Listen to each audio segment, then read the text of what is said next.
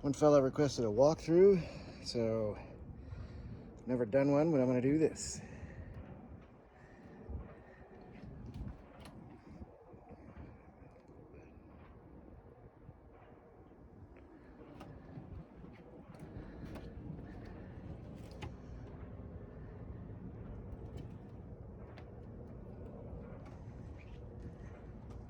Canvas is in really good shape. I'm not sure of the age, but there's no tears or rips or anything. There's zippers you can see around the perimeter, and that's for the zip-in screens that come with the boat. Plenty of rocket launchers and rod holders. I think there's some more down below. The antennae are down right now. There's two, but they just pivot up and they work fine. Horn works. Anchor has a little nest here on the bridge where the foredeck where it lives. The anchor windlass works. I mean, it works for a 42-year-old electric windlass. The Venturi is fantastic, by the way. That screen keeps all the air off you at speed.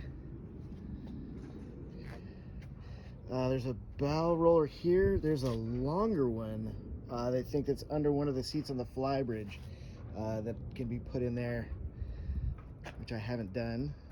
4-hatch works. It's nice and solid, like everything Tollycraft.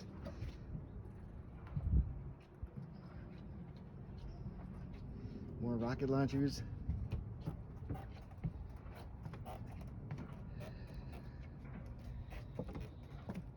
Swim step.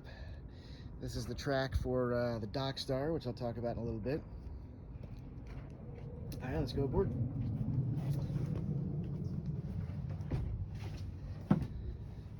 Okay, zoom out a little bit here. So let's go up to the flying bridge. 3 steps on the ladder. Final's in decent condition. I don't believe there's any tears or rips or anything. It cleans up pretty good on the seats. Captain's chair is folding. There's installed a new swivel base, which also slides fore and aft, which is convenient for the helm. Here's my helm. VHF. Functions. Gauges. Here's I installed this 12-volt power. I navigate by my iPad. Here's where the anchor light goes. I installed the new Bennett Marine trim tab switch. Trim tabs work great. Rebuilt the upper helm, the Wagner helm. This is a new switch for the anchor windlass, which is down there on the bow. This is my Lawrence, we call him Laurence, the fish finder sonar. Oh, look at all the fish. So this has both 50 kilohertz on the left and like 200 kilohertz on the right. This side is what I use when I'm going fast, and this side is what I use going slow. It's more accurate that way. This thing works great. It's also got charts and a map. Let me see here. Let's see here. There's my chart of where I am right now. It has 2 Laurence GPS LGC 200 receivers. I think there's one for this unit up here and one for, I have an identical unit below. Actually, it's an X15 below that looks the same. These are, sometimes I get GPS signals, sometimes I don't. I think there's I haven't traced the wires. I'm sure it's just a disconnected wire or an intermittent wired connection. We've got speakers up here on 2 sides. Sound system is nice. I can run my 4 out speakers or switch to my 4 inside speakers. Here's the bimini. It's put away for storage right now. It takes about 30 seconds to put this thing up and down, which is great for going under low bridges. It's got a little cover on it, you can see. And then here's the top of my cockpit canvas, which is in really good shape actually. And then this is the cover that covers this whole bridge for weather. I haven't used it much because we have the boat berthed up in the Delta under a covered berth. So we brought it down here in October, and this thing takes less than 5 minutes to put on and fits perfectly. Okay, down ladder. Sorry to make you dizzy. Let's see if we can go inside and maintain focus. Come down into the salon, galley, dining area, bedroom here. I know I'm zoomed out, but it's kind of the best way I can get everything. So immediately we have this, well, we've got screens throughout and blinds, fitted blinds throughout, which is really, really convenient. Let's see, so this is my 110, my audio switching. This is a tank level indicator for the freshwater tank. This 12-volt outlet works. Here's my dock star. The dock star goes on the stern. I may post a little video about it, but it has changed this boat. It is so maneuverable with this. It's super easy to use. It goes up and down in a flash, and it actually works with, sorry, this is the remote control for it. So it's got a, it's wireless. So you can just have the remote control with you wherever you are on the boat and control the stern thruster. So that has absolutely changed this boat. Let's see, here's a big cabinet here, storage cabinet. There's my battery charger and my battery switch there. This is actually a hanging locker. Let me put this back in place. I guess he fits nice right there. To port, we've got a big mirror and then another little mirror here. Ducks are always good. All the lights I've switched out to LED bulbs. Put in a new shower head, which goes up here. I've not taken a shower in here. The shower curtain is below the cabinetry here. Lots of storage under here. This has a shower sump. There's a curtain under there which goes in the ring around, so you actually take a shower in here and pull the curtain all the way around you. Electric flush.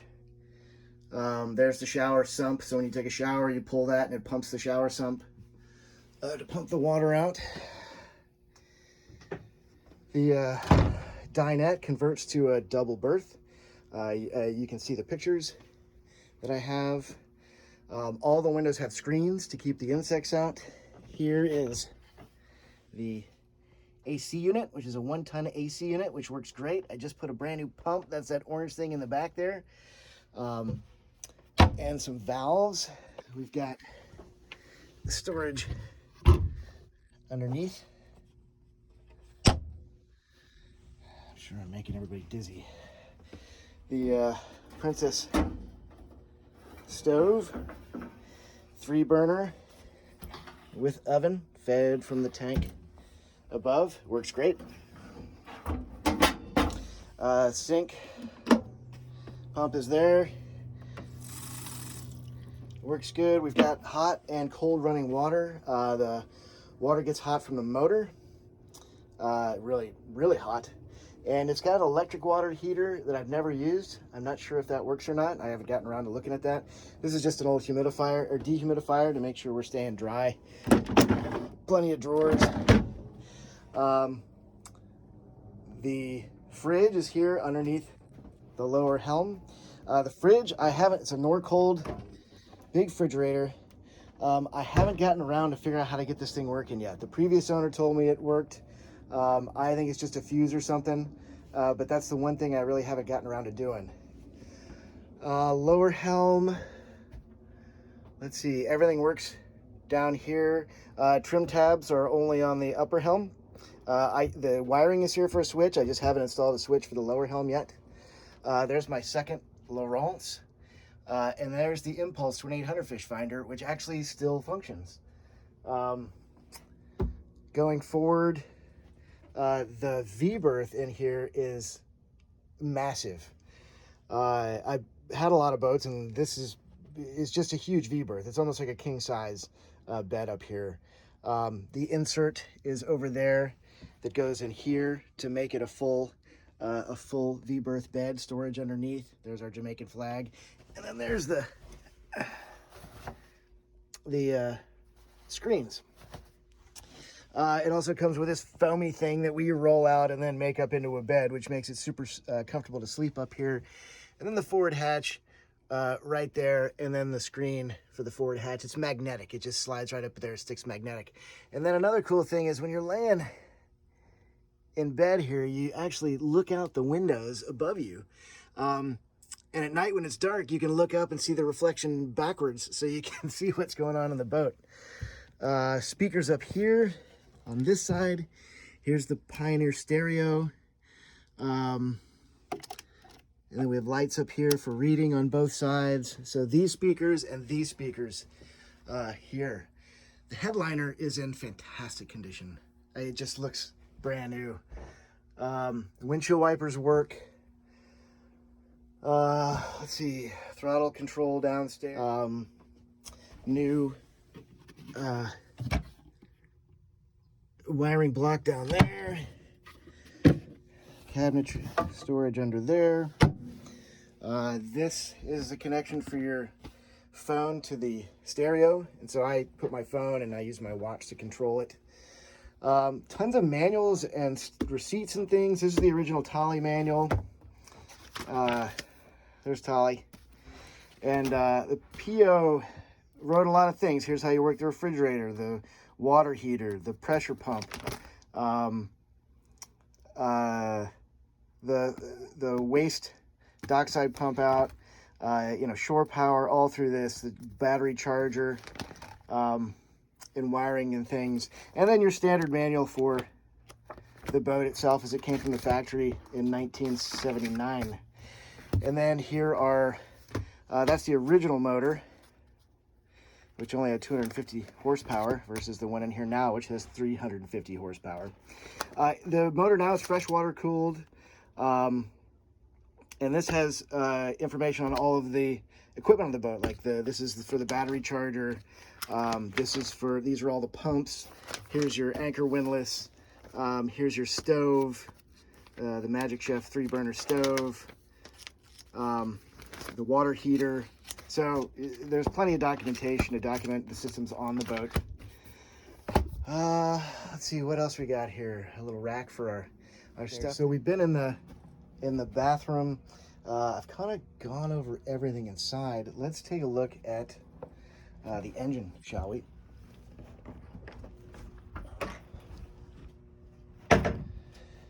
So this is the 6.2 liter 383 stroker installed. I don't have an installation date on the motor. The previous owner installed it maybe 5 years ago, I'm guessing. It's only got 200 hours on the motor. My mechanic went through it, as you can see the receipt from the ad, and we replaced, we added a new fuel system and fuel filtration system, and he checked the whole thing out, did all the oils and all the pulleys for the belts in the back, and new raw water pump impeller and fresh water, and so it is freshwater cooled. Here is the small holding tank that comes with that was original equipment. Here's the vessel view Bluetooth transmitter that gives me all my engine parameters. All right, I had a dock neighbor come by there, wanted to talk to me. So we were talking about the holding tank, which is down here, which isn't actually a holding tank. It's a it's a treatment tank, back in '79. And it's got a macerator and an old chemical treatment system, but we just use it as a holding tank, albeit a relatively small one, and pump it out.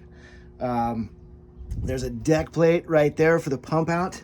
Interesting thing, when they did the motor swap, put the new motor in, they actually plumbed the hoses incorrectly for this for the holding tank. So I haven't gotten around to plumbing the tank outlet to the deck plate yet. It goes to the toilet or some other place. So the toilet works great, flush is great, electronic flush comes into the top. It's just the bottom isn't plumbed to the deck plate. It's plumbed to the macerator and the pump out that goes overboard. And so what I usually do, I've got a wand that comes with the boat, and I pull this inspection port and pull all the with the pump out system. I just pull it all out from that inspection port, which works pretty well. But I would eventually just plumb the hose to the pump out plate on the deck. Got all new plug wires. Here's the battery charger, which works great. Let me head back. Oh, back there in the corner, you can see that new fuel filtration, but I'll head back there to the back, the aft hatch. There's great access to the motor, lots of room. They put twins in some of these, which seems like you wouldn't have a lot of room. Somebody asked me about the door frame, and the door frame, as you can see, he said they rot on some of these, but it's totally fine. The door's solid. I have no leaks anywhere on the boat. One thing is that I haven't gotten to yet is the exterior of this door it's fading, and you can see where it's got some sun damage, and this is just veneer. So on these boats, it was just, you can see it's a veneer. So we were going to put a new veneer on it, or just, you know, make a door without a window. But it's perfectly functional. It's solid. It's just cosmetic. Let's go to my aft hatch here. Let me zoom out a little bit. Okay. So this is the aft access to the motor. All the belts and pulleys. There's the fuel filtration system. That's the hot water heater tank down there. Life vests and things. 2 bilge pumps. One's a manual. The new one is a Rule 1100 automatic. All new batteries. That's my freshwater tank there. And then down there is the ram that I rebuilt, the hydraulic ram for the rudder. Let's see. I think we're getting pretty close here to having covered everything. Okay, I think that's gonna be the video tour. If you have any questions, give us a call.